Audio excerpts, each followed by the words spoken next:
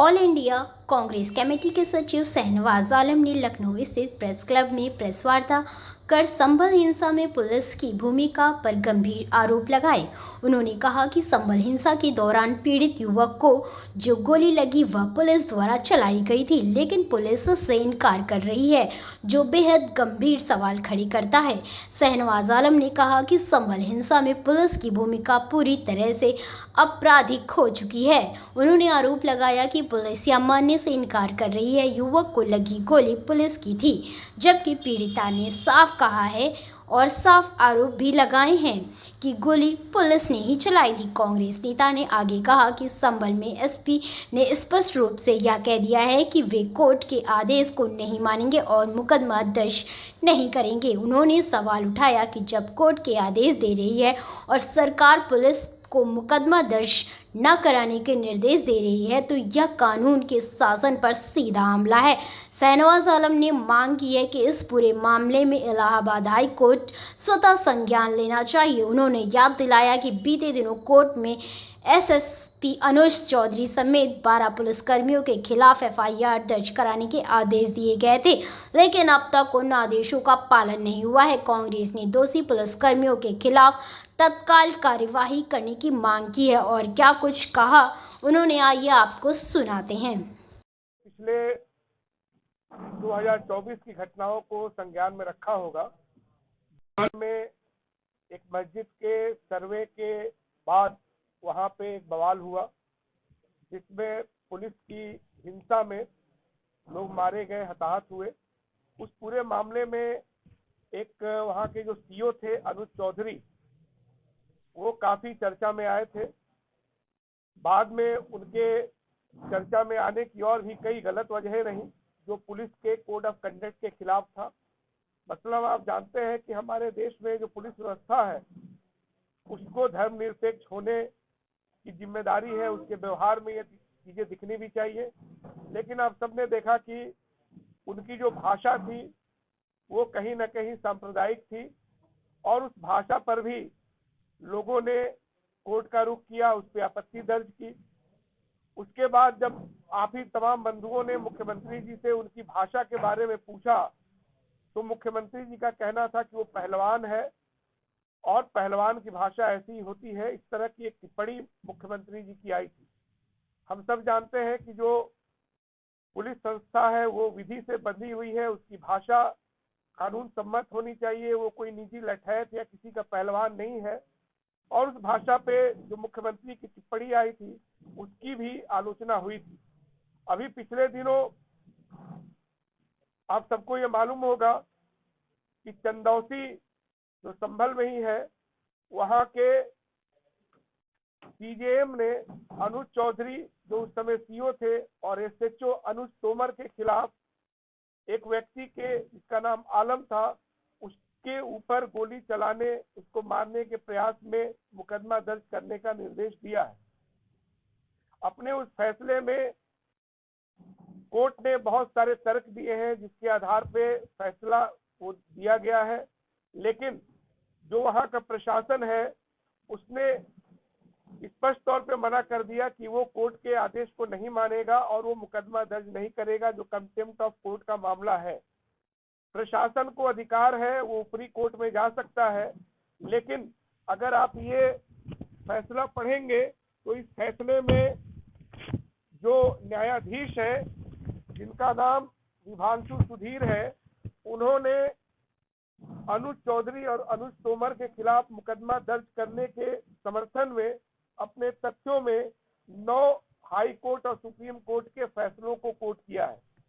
यानी कि कोई ये हल्का आदेश नहीं है, तथ्य सम्मत है, तर्क सम्मत है, संविधान सम्मत है। और इसमें जो पुराने नजीर है, सुप्रीम कोर्ट के भी, इलाहाबाद हाई कोर्ट के भी, मुंबई हाई कोर्ट के भी, उन नजीरों के रोशनी में यह आदेश दिया है।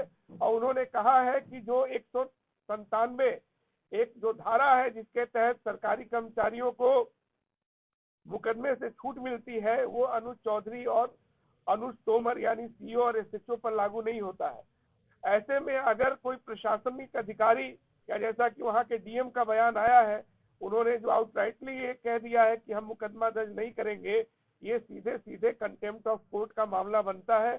इसलिए हम लोग मांग कर रहे हैं कि हाई कोर्ट इस पूरे प्रकरण का संज्ञान ले, क्योंकि जो मजिस्ट्रेट जांच हुई थी जिसमें पुलिस को क्लीन चिट दिया गया था, वो भी चंदौसी के सीजेएम के फैसले के बाद संदेह के दायरे में आ जाता है। इसलिए सबसे जरूरी है न्याय के लिए कि एसएचओ और सीओ यानी अनुज चौधरी और अनुज तोमर को तत्काल निलंबित कर जेल भेजा जाए और इस पूरे मामले में हाई कोर्ट का सिटिंग जज के नेतृत्व में एक न्यायिक आयोग बना करके इस पूरे मामले की जांच की जाए। हम यहाँ पे आपके सामने उत्तर प्रदेश शासन के तरफ से जो 3 तर्क दिए जा रहे हैं और कहा जा रहा है कि फैसलों को हम नहीं मानेंगे और उस पर सवाल उठाया जा रहा है, उसको लेकर के हम आपसे कुछ अपना पक्ष रखना चाहेंगे। कहना है कि फायरिंग 9:15 बजे हुई थी, 9 बजे हुई थी और जो पीड़ित परिवार है उसका कहना है कि 9:15 बजे हमारे बच्चे को गोली लगी थी। ये एक तरह से तकनीकी मामला है, ये गलती हो सकती है। हर आदमी तुरंत टाइम देख करके कोई बयान या कोई त्वरित प्रतिक्रिया नहीं देता है। तो हमारा मानना है, कांग्रेस का मानना है कि तकनीकी आधार पे इस मामले को रफा दफा करने या उसके गंभीरता को डाइल्यूट करने की कोशिश की जा रही है, जो न्याय के हित में नहीं है। टाइम कोई इशू नहीं है, टाइम का अलग होना ये बाधा नहीं बन सकता है किसी को न्याय देने में। दूसरा, पुलिस का ये कहना है कि जो पीड़ित था आलम, जिसको 3 गोलियां लगी थी, उसको जब गोली लगी तो वो अपना नाम बदल करके अपनी पहचान छुपा करके उसने इलाज करवाया और इस बात को मीडिया के एक सेक्शन में प्रोजेक्ट किया जा रहा है और एक तरह से इलाज कराने को भी आपराधिक कृत्य के बतौर सरकार पेश कर रही है। जबकि कोर्ट में जो उन्होंने हलफनामा दिया है उसको उन्होंने बताया है पीड़ित के परिवार ने कि जब उनको गोली लगी तो वो मुरादाबाद, संभल, आसपास के जिलों में अलीगढ़ भी गए इलाज कराने के लिए, लेकिन डॉक्टरों ने इलाज करने से मना कर दिया, ये कहते हुए कि प्रशासन का दबाव है कि संभल में जो घटना हुई थी अगर उसमें कोई घायल है तो उसका इलाज नहीं करना है। ये अपने आप में जो प्रशासन और मेडिकल कॉलेजेस या हॉस्पिटल्स के बीच जो एक नेक्सस है कि अगर पुलिस किसी मामले में इन्वॉल्व है तो उसकी जांच नहीं करेगी, उस तरह भी ये पूरा प्रकरण इशारा करता है और पुलिस और जो हॉस्पिटल है उनके बीच जो नेक्सस है उसको भी ये उजागर करता है। ये एक हमारा गंभीर आरोप है। अगर किसी को गोली लग गई है तो वो इलाज नहीं करा सकता अगर पुलिस चाहे तो। पुलिस के दबाव में इस तरह का माहौल बना कि पीड़ित व्यक्ति को मेरठ जाकर के एक निजी अस्पताल में अपना पहचान बदल करके इलाज कराना पड़ा। अब मीडिया का एक सेक्शन और सरकार ये कह रही है कि उसने अपना पहचान बदल करके क्यों इलाज कराया। अगर वो पहचान नहीं बदलता, 3 दिन तक उसको घर में रखा गया, अगर उसमें और देर होती तो उसकी जान भी जा सकती थी। ये बात भी आप लोग समझ सकते हैं। तो जो पुलिस का जो दूसरा तर्क है ये भी एक गलत तर्क है और कहीं ना कहीं पुलिस को बचाने की कोशिश है। तीसरा तर्क ये है कि जो गोली निकली है वो 34 बोर की थी, 32 बोर की थी और ये वो गोली है जो पुलिस इस्तेमाल नहीं करती है। हम पुलिस के इस दावे को सही मानते हैं कि जो गोली पाई गई वो 32 बोर की थी, 9mm की नहीं थी जो पुलिस इस्तेमाल करती है। लेकिन हम यहाँ ये भी कहना चाहेंगे कि CA/NRC के प्रोटेस्ट के दमन के समय से ये इस तरह का एक पैंतरा पुलिस का उजागर हुआ था कि जब पुलिस आंदोलनकारियों का दमन कर रही थी तो उसके साथ गैर पुलिस लोग भी थे, यानी निजी मिलिशिया भी थी, जिसको प्रियंका गांधी जी और राहुल गांधी जी के नेतृत्व में, जिसमें मैं खुद भी था, एक डेलीगेशन NHRC गया था 2020 में और वहां पे हम लोगों ने NHRC के डायरेक्टर को वीडियो के सहित प्रमाण दिखाए थे कि जो व्यक्ति पुलिस की वर्दी में है वो नेम प्लेट नहीं लगाया है और दूसरे फोटो में वही व्यक्ति RSS की शाखा में लाठी भी भाज रहा है। तो ये पुलिस, हम मानते हैं कि पुलिस का ये दावा सही है कि जो गोली लगी है वो पुलिस द्वारा इस्तेमाल नहीं की जाती है। लेकिन हम आपका ध्यान जो संजीव त्यागी हैं उनके एक बयान की तरफ ले जाना चाहेंगे। संजीव त्यागी पिछले दिनों खुद जांच के दायरे में आ गए हैं।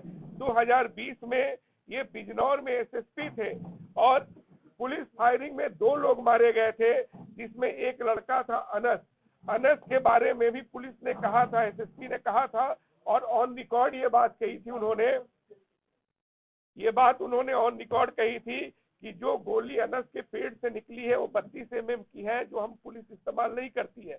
लेकिन उन्होंने उसी इंटरव्यू में ये स्वीकार किया था कि इस पूरे ऑपरेशन में पुलिस ने जो पुलिस फोर्स के बाहर के लोग हैं उनका भी इस्तेमाल किया था। उसमें से अधिकतर लोग, हमारा दावा है कि वो आरएसएस के लोग थे। यानी कि इस मामले में भी जो गोली पुलिस कह रही है कि हमारी गोली नहीं थी, वो किसी गुंडा गिरोह की थी, जिसको पुलिस का कहना है कि वहां का कोई शाकिब साटा नाम का कोई गिरोह था, उसके द्वारा चलाया गया ये गोली था। लेकिन पुलिस अभी तक कोई ये तर्क नहीं दे पाई है कि कोई निजी गिरोह उस पूरे बवाल में क्यों शामिल होगा। ये एक सवाल बनता है जो आपके माध्यम से हम पूछना चाहते हैं।